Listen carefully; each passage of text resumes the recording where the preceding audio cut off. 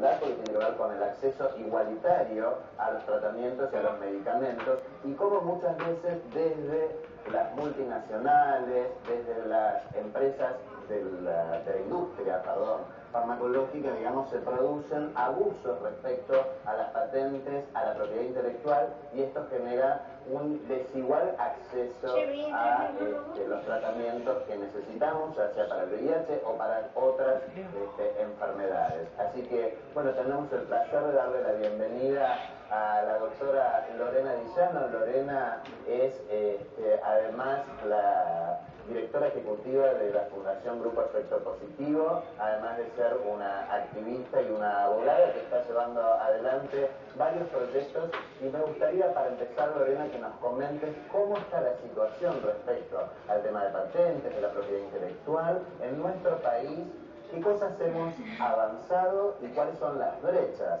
que todavía hay para recorrer respecto a estos temas.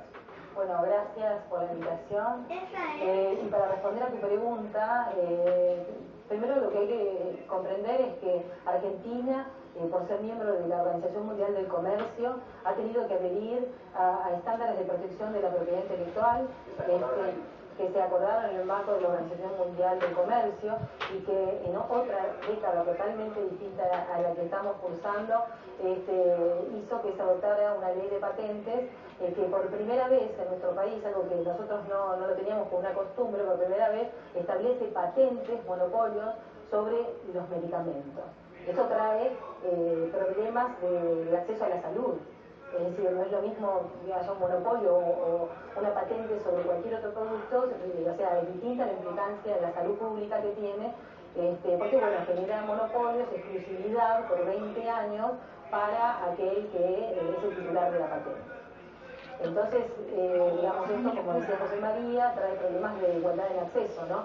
Porque al generar monopolios, como todos los monopolios, uno lo sabe, los monopolios incrementan los precios. O sea, al haber solamente una fuente de la cual vos podés, o sea, el mercado puede abastecerse, incrementa, porque el titular de la patente pone el precio que mejor le parece para generar ganancias. Y eso nada tiene que ver a veces con el costo de producción. O sea, que estamos viendo que el impacto de la ley de patente que tenemos actualmente en temas de generación de monopolios sobre los medicamentos es muy serio.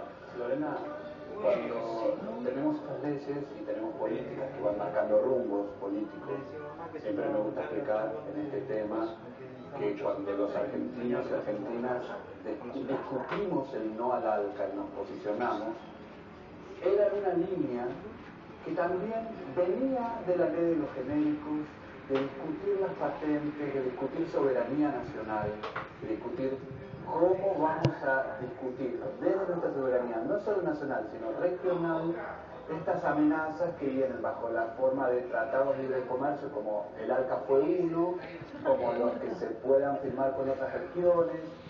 Yo te pregunto, Lorena, este giro político, esta direccionalidad con la ley de patentes, ¿no tuvo en la guía del año pasado algo que nos da un panorama interesante para no necesariamente pensar otra ley, sino aplicar los recursos que nos dieron estas elecciones políticas? Son varios los aspectos a los que te has referido, y uno es, como decía recién, la ley de patentes nos trae una serie de barreras de acceso a la salud muy serias, y todavía esto puede agravarse más si el país firmara tratados de libre comercio que están proliferando desde hace unos años en el mundo, porque las potencias, los países desarrollados del norte están queriendo firmar tratados bilaterales y multilaterales con países en desarrollo, y plantean en esto en nombre de comercio, ¿no?, para poder acceder a mercados de esos países, nosotros tener que de alguna manera firmar lo que se llaman los capítulos de propiedad intelectual y todavía elevar más los estándares de protección. O sea, ¿qué sería los estándares? Sería empeorar la situación, porque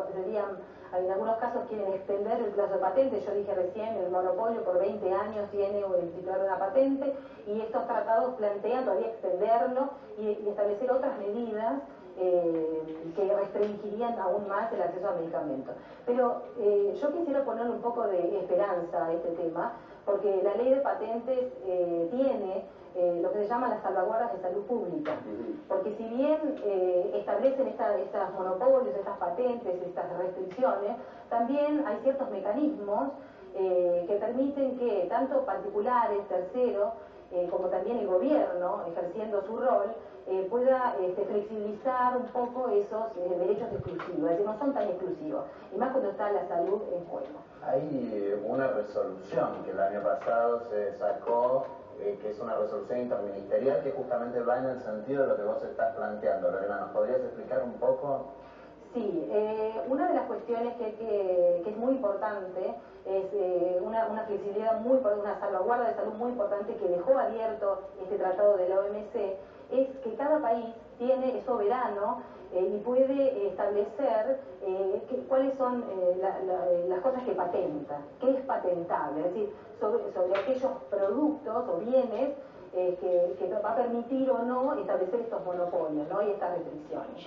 Entonces, la Argentina el año pasado adoptó una resolución interministerial muy importante, una resolución conjunta del Ministerio de Salud, del Ministerio de Industria y el Instituto Nacional de Propiedad Intelectual, en la cual estableció criterios muy estrictos de patentabilidad de los productos farmacéuticos. Es decir, aquel examinador de las patentes, porque las patentes en el Instituto Nacional de Propiedad Industrial se recibe una solicitud de patente, ¿no? Y ahí hay unos examinadores que deciden si otorgan o no la patente.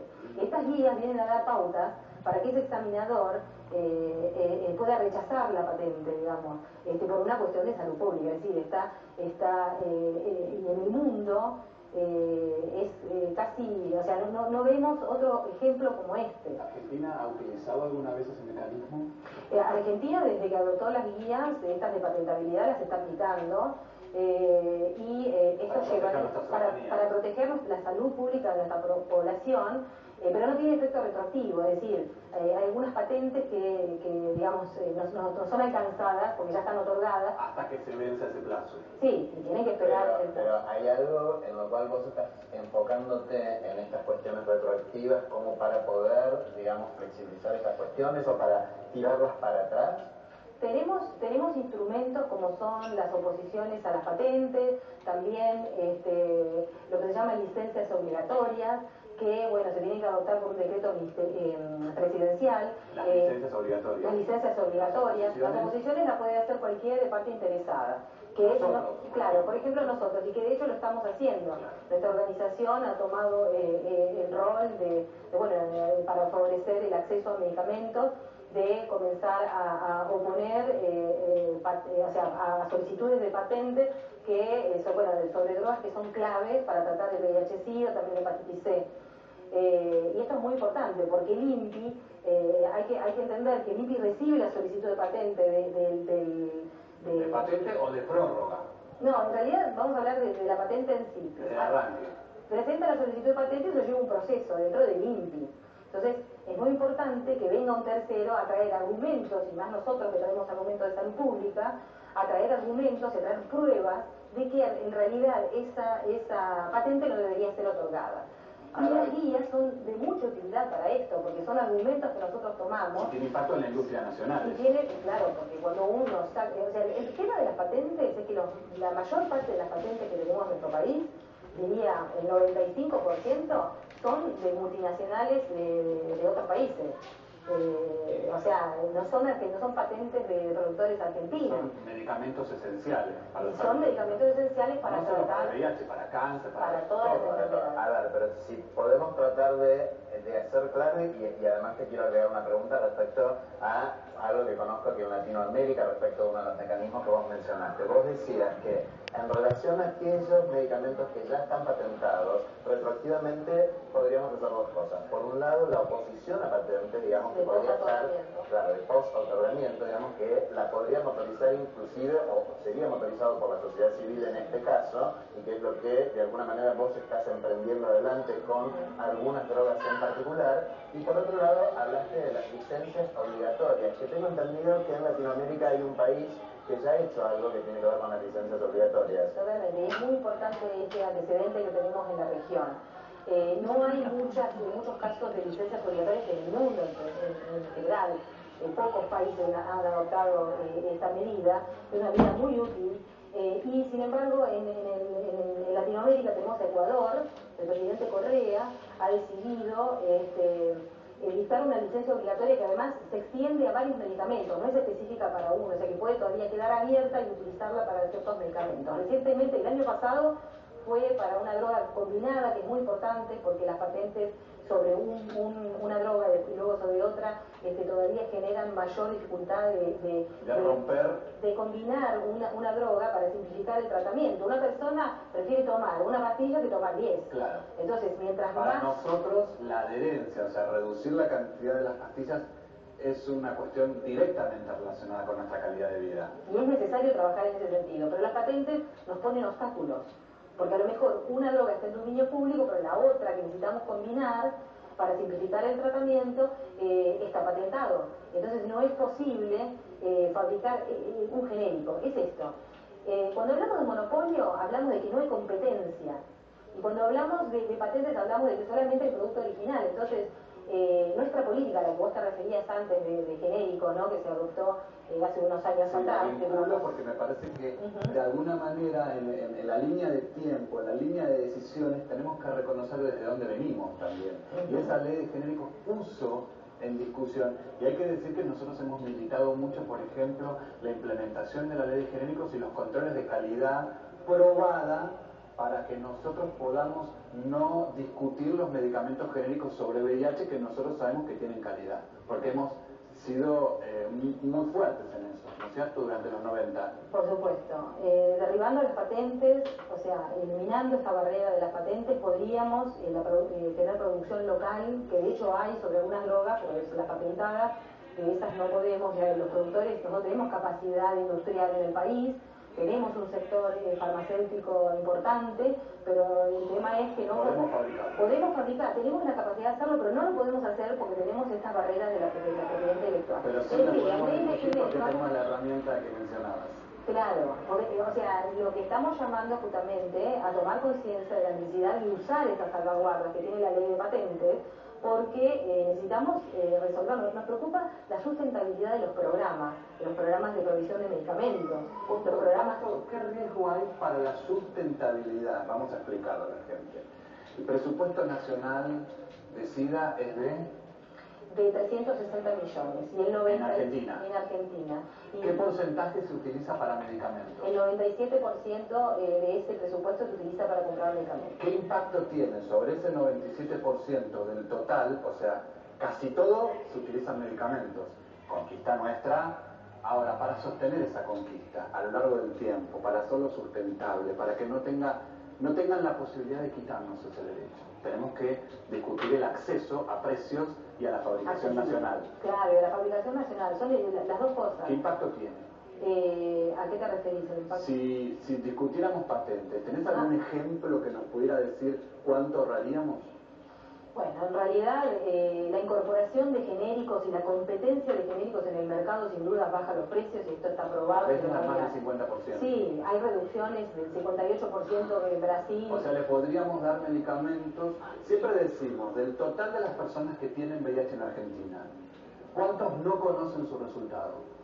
50%, según el último boletín de SIDA, el 50% no conoce su estado serológico. Si lográramos que las campañas de testeo funcionaran y todas las personas se testearan, y el 50% que no sabe que tiene VIH se enterara, ¿cómo hacemos para proveerle medicamentos a esos compatriotas y a esas compatriotas y extranjeros, extranjeras, porque la ley del migrante también interviene en un impacto acá muy positivo?